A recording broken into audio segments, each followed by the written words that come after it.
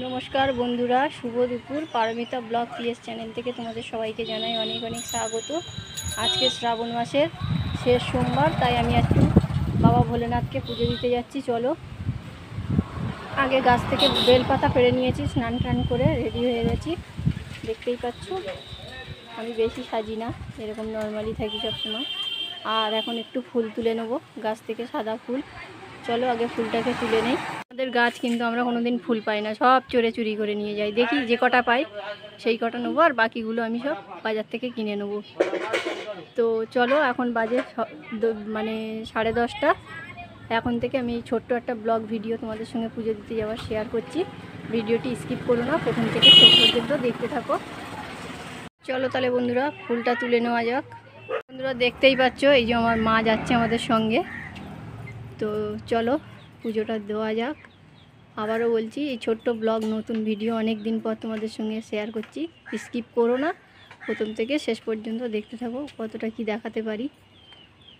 নমস্কার সমস্ত বন্ধুরা, এই বাবা ভোলেনাথের কৃপায় এই শ্রাবণ মাসে বলছি সবাই ভালো থাকো, সুস্থ থাকো, আনন্দে থাকো। আর আমার মেয়ের ভিডিওগুলো অনুরোধ রইল সবার কাছে, দেখো। চলো তাহলে যাওয়া যায়। তো বন্ধুরা দেখতেই পাচ্ছ, আমরা বেরিয়ে গেছি পুজো দিতে। এই যে রাস্তায় মা এগিয়ে গেছে, আমি পেছনে। আমার একটু পায়ে ব্যথা, ওই জন্য আস্তে আস্তে যাচ্ছি। চলো, তো বন্ধুরা প্রায় এসে গেছি। চলো, প্রায় এসে গেছি, বাড়ির থেকে একটু দূরে আছে।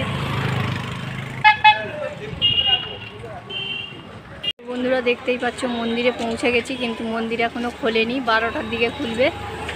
তো মা বাজারে গেল ফুল মিষ্টি আনতে, আরও আমি একটু বসি, তারপর দেখছি।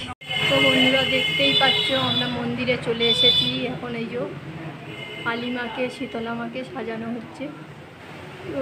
এই যে বাবা ভোলানাথ দেখছো, ব্রাহ্মণ আসেনি এখনও। আর এই যে পুজোর প্রসাদ, ধূপ, বাতাসা, মোমবাতি, মিষ্টি, দুধ, এই যে ফুল আছে, ধূপটা ফুল, গাঁদা ফুল, নীলকণ্ঠ ফুল, বেলপাতা, সাদা টগর ফুল, সব কিছু নিয়ে আসছি।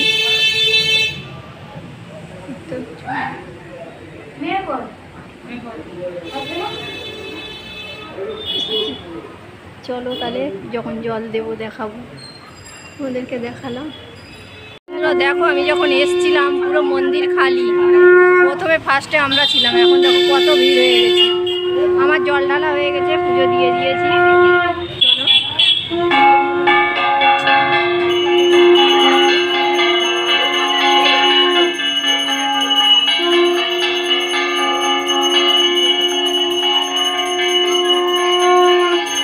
তো আমরা বাড়ি চলে যাচ্ছি, পুজো দেওয়া হয়ে গেছে, বাড়ি চলে যাচ্ছি এবারে।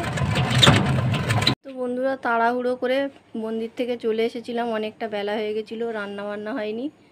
ওই জন্য বাড়িতে এসে মা রান্না করলো, আর আমার শরীরটা একটু খারাপ হয়ে গেছিলো, শুয়ে পড়েছিলাম। ভিডিওটা ওই জন্য পুরো কমপ্লিট করতে পারিনি। আবার বাড়ি এসে দেখি আমার বোনজিকে 4টে বলতা কামড়েছে। তো ভিডিওটা আমি এই সন্ধ্যেবেলায় এখন এখানেই শেষ করে দিলাম। কেমন লাগলো অবশ্যই কমেন্টে জানিও। যদি ভালো লেগে থাকে লাইক, শেয়ার, কমেন্ট করো।